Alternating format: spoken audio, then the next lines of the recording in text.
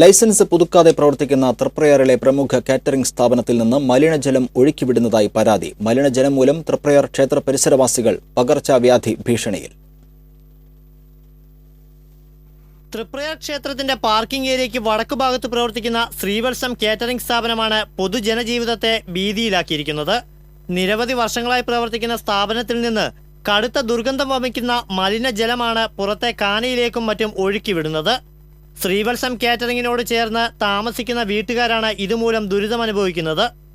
തൃപ്രയാർ പുഴയിലേക്ക് ചെന്നെത്തുന്ന കാന ഇപ്പോൾ കൊതുകുകളും കൂത്താടികളും നിറഞ്ഞ നിലയിലായി. വിധവയായ കൊച്ചുമോളും കുടുംബവും ഒഴുകിപ്പരന്ന മലിനജലത്തിന് നടുവിലെ വീട്ടിലാണ് കഴിഞ്ഞിരുന്നത്.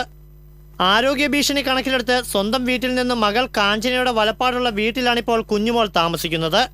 ശ്രീവത്സം കാറ്ററിംഗ് യൂണിറ്റിന്റെ കിഴക്കേ അതിർത്തിയിലെ കാനയിലേക്കും ക്ഷേത്രം ആനപ്പറമ്പ് റോഡിന് സമീപത്തെ പാടത്തേക്കുമാണ് പൈപ്പ് മുഖേന മലിനജലം ഒഴുക്കിവിടുന്നത്.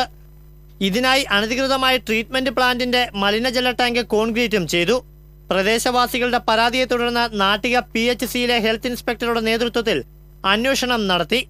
പൊതുതോടിന് മുകളിൽ അനധികൃതമായി നിർമ്മിച്ച മാലിന്യ ടാങ്കും പൈപ്പും പൊളിച്ചു നീക്കി കാനയിലെ ഒഴുക്ക് സുഗമമാക്കണമെന്ന റിപ്പോർട്ടിലുണ്ടായിരുന്നു. സ്ഥാപനത്തിൽ മതിയായ മലിനജല സംഭരണികൾ നിർമ്മിച്ച് മാലിന്യ നിർമ്മാർജ്ജനം ഉറപ്പുവരുത്തണമെന്നും റിപ്പോർട്ടിൽ നിർദ്ദേശിച്ചിരുന്നു.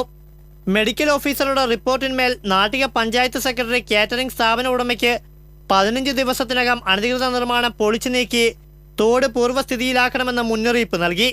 എന്നാൽ മാസങ്ങൾ കഴിഞ്ഞിട്ടും ശ്രീവത്സം കാറ്ററിംഗ് യൂണിറ്റ് നിർദ്ദേശങ്ങൾ പാലിച്ചില്ല.